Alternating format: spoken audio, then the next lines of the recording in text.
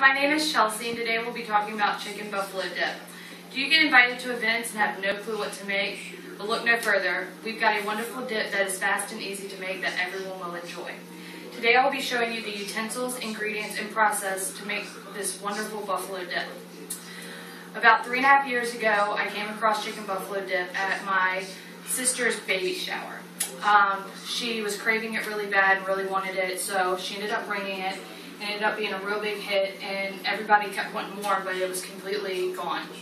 So this is where I started making chicken buffalo dip, and now everybody wants me to make it and bring it wherever I go. By the end of this speech, you will now know how to make this delicious dip that is fast and cheap to make and everyone will love. From foodnetwork.com, Bros Bliss Chef also said that after tasting it at a Super Bowl party, I not only became addicted to this dip, but noticed that there's a huge buffalo chicken dip craze throughout America. I completely think this is true because in the past 3.5 years that I started making this dip, I've noticed that everyone's making this dip. Everywhere I go now, I'm not only the only person that makes it, I've also noticed it at a bunch of other gatherings that other people are starting to make it. Alright, now let me begin by showing you the utensils that are used in making this dip. First we have the frying pan. I normally use a bigger pan because it holds everything, and I tried it in the smaller one the first time and it ended up overflowing and getting all over the place, so now I use a bigger pan.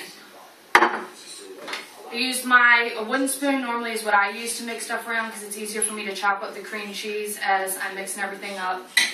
And then a 1/2 cup measuring spoon, or measuring cup. Normally everything that we put together is 1/2 cup, so all you need is a 1/2 cup. And then a crock pot. I use the smaller one because the amount that you get, this is the perfect size for it. If you double the ingredients, you can use a bigger crock pot. Next, let's discuss the ingredients. We have cream cheese, just 1 block is all you need, 8 ounces.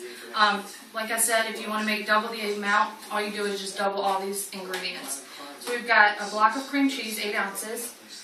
You can use 2 cans of chicken, or you can use 2 cups of rotisserie chicken, 2 cups of boiled chicken. If you want to bake chicken in buffalo sauce, just to kind of get the buffalo taste in the chicken, you can also do it that way as well. As long as you've got 2 cups of chicken or the 2 cans, that's all you need.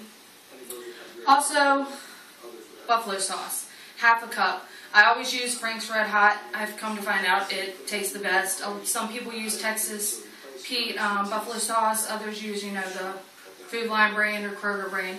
But I always use Frank's Red Hot. It's one of the best. And then a 1/2 cup of ranch.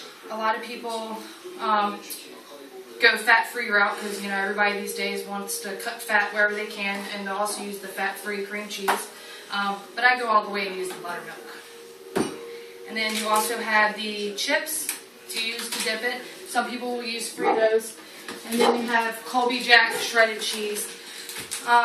You can also use any other kind of cheese that you like, just depends on what your taste is for. Some people will substitute the ranch and use blue cheese. It just depends on what the people in your gathering like to eat. Of course, us, younger generation, we use ranch on everything, so I tend to use ranch all the time. But you can also use blue cheese dressing and blue cheese crumbles instead of shredded cheese. Alrighty, BettyCrocker.com, they have the expert tip. If you keep all these ingredients throughout the house, like most of the time you'll have your buffalo sauce because you don't use all of it, and your ranch and cream cheese and cheese, it'll be right there, so if all of a sudden you've got somewhere to go, you can whip it up real quick and you've got a wonderful dip to take with you. Also, to keep the buffalo theme going, you can serve celery sticks along with the buffalo dip, and it's great to refresh your palate after eating the spicy food, so you can kind of keep the buffalo theme going as well with that, and that's from BettyCrocker.com. Finally, let's add all these ingredients together and we'll make this yummy dip. First, you take your frying pan and you add cream cheese and your 1/2 cup of ranch. You get it really creamy and can mix together thoroughly, and then you'll add, after that's all mixed together, you'll add your Frank's Red Hot or whatever buffalo sauce you have, your 2 cups of chicken or 2 cans of chicken, and then a 1/2 cup of shredded cheese. I always use Colby Jack. You can use cheddar, or Frank's Red Hot website calls for mozzarella, but I use Colby Jack. And you mix that all together. And your end product will look like this. So orange color. And then you take it, and after it's all mixed together and nice and warm, you just transfer it over to your crock pot, and then you will be ready to go to your event or wherever you're going. It's ready to eat, it's hot, and you don't have to worry about making sure it's warm or anything when you get there. A couple months ago, my friend brought to my attention the slow cooker liners. They're really great. Once you get done doing what you got to do, you just pick up the liner and throw it away and rinse out your crock pot, and you don't have to sit there and scrub it or soak it.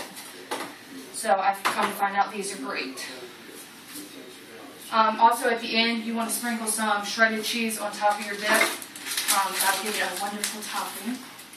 And that'll just melt within seconds after you put the lid on. French red hot.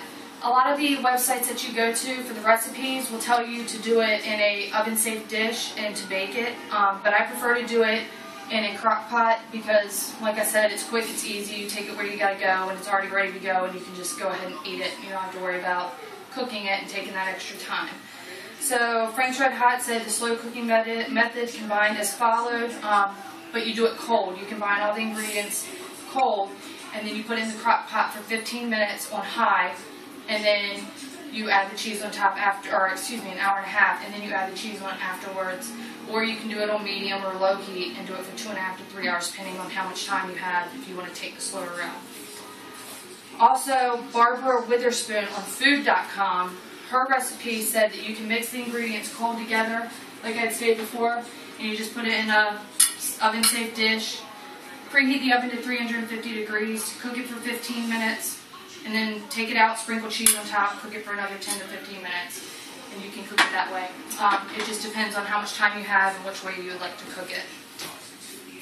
Now that you know the utensils, ingredients, and process for making this dip, you are able to make it on your own and for any gathering in which you are invited to. Once you try this delicious dip, you will never want to fix another kind. It's absolutely wonderful. Like I said, people call me all the time, and the only thing they ever want me to bring is chicken buffalo dip. Once you try it, you'll never want another dip. Does anybody have any questions? No. All right. I'm Chelsea Parker, and this is for CST 100 Informative Speech.